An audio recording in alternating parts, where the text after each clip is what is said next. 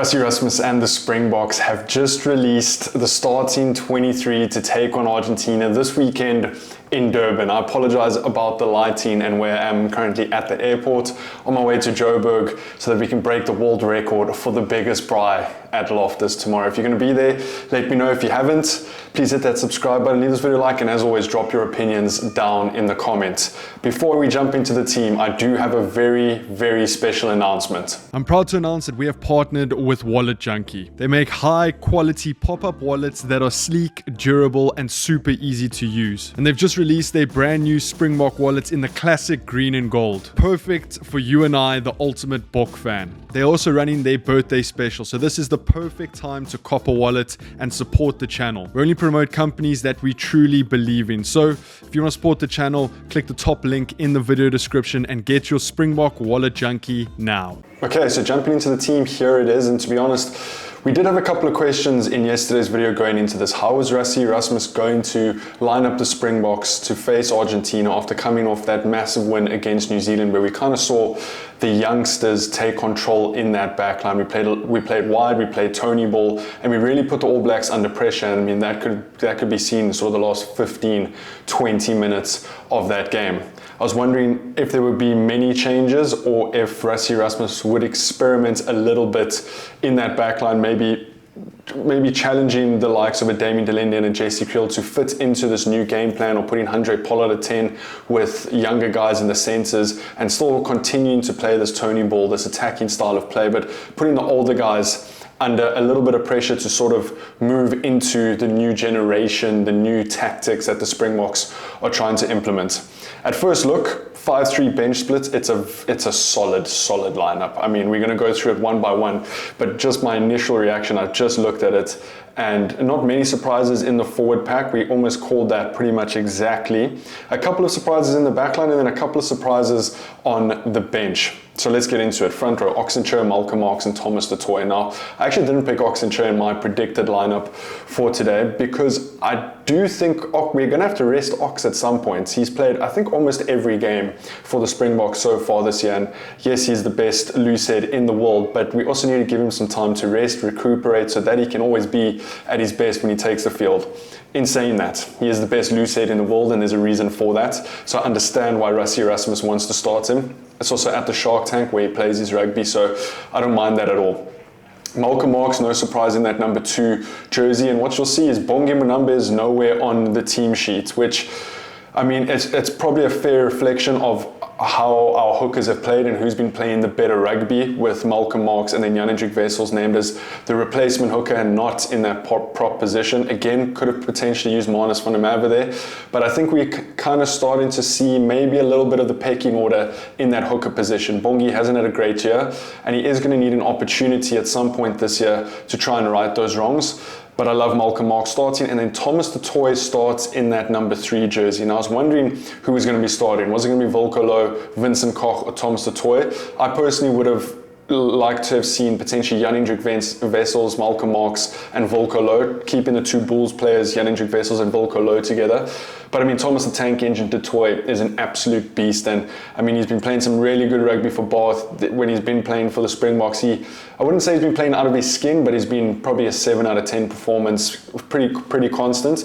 And we know what we're going to get from Thomas du Toit. We're going to get some good scrums, power in the scrums, and he's also very good in loose play. He is a little bit more agile than Volkolo in that loose play, so I don't mind seeing him there. Then lock combination. Now this was going to be interesting to see who Rassie picked, because Eben sat out for the test match against the All Blacks and helped the boys prep for that. So I'm sure he's got the bit between his teeth. He doesn't want to be off the field when the Springboks beat the All Blacks like that. So I think he's going to have a point to prove to come back into this team on his home ground and make a statement. And then they've paired him up with Ruan Nokia. I actually think that is our best lock combination so far this year. You've obviously got Arge Snyman and Franco Mostert as well, but I think those 2 together, that combination is definitely the Springboks' best. Ruan Nokia provides, I don't know what happens on the field, he's very good at calling lineouts. Our lineout percentage is always higher when he's on the field.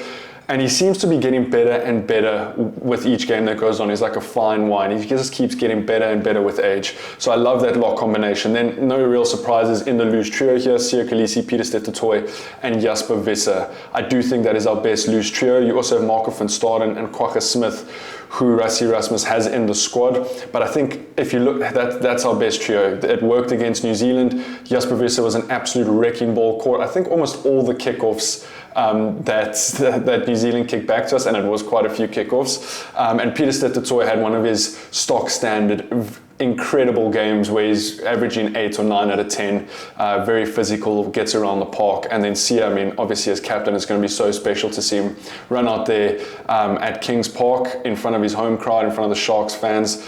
And I think they need to have a very, very good game against this Argentinian pack, who we know can cause troubles for the Springboks. We saw it last year when the Springboks lost to them away from home. So this is a very, very strong forward pack with a lot of dominance in mind, and I think we should be able to get over Argentina in the forward pack. Then moving into the back line, and a couple of surprises here, because we have 4 scrum halves. Faf de Klerk, I'm still wondering where Faf is being used. Grant Williams, Kobus Reinach, and Morne van den Berg. Now, in my opinion, I don't think our best scrum half is playing in Grant Williams. They're resting him, even though he came off of the bench against New Zealand and had an absolute cracker, move from 9 to wing, and just showed his versatility and how much talent he really has to be able to play multiple positions. But they stuck with Kobus Reinach at 9 and Sasha Feinberg Ngumazulu at 10, which I don't mind at all. They want to keep that combination from the last test match against New Zealand, and maybe they didn't get a fair shakedown because Kobus went off for an HIA, Sasha went off early as well. So maybe Rassie Erasmus and the coaching staff didn't get the information that they really wanted out of that combination and out of that game. So I don't mind that at all. What's interesting to see is there's no Handré Pollard on this team list either.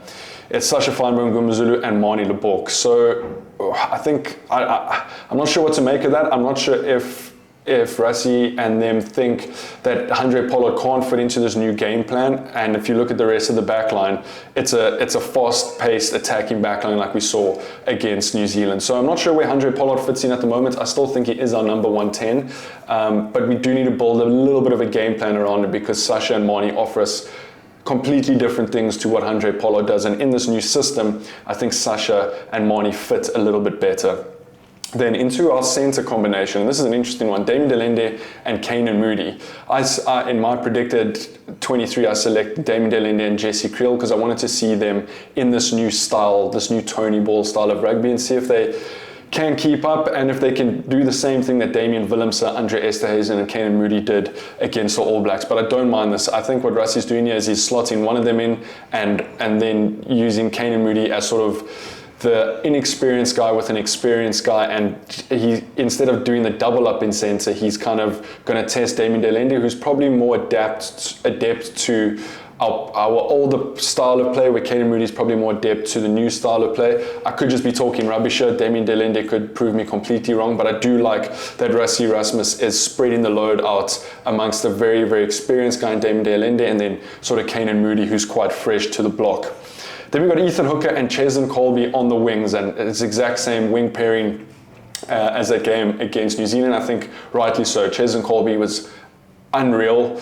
Ethan Hooker did exactly what he had to do, didn't make any mistakes, was great under the high ball, physical, had a couple of breaks, and then obviously up with Apalele Fassi injured, Willie Leroux's come back into the mix, but Damian Willemse will be starting at 15, so no surprises there. So looking at it, I think we're going to have a very similar game plan to what we played against New Zealand. Forwards are going to do a job up front, and then we're going to say to the back line, let's spread them, and then really put the pedal to the metal in the last 20 minutes. Then you look at our bench, 5-3 bench split, not too many surprises here. Jan-Hendrik Wessels, like I said, is the replacement hooker. You got Boan Fence and Volko Low. So Vincent Koch misses out again. I'm wondering when we're going to see the likes of a Vincent Koch, a Faf de Klerk, who are listed in the 33-man side, but haven't played in a while.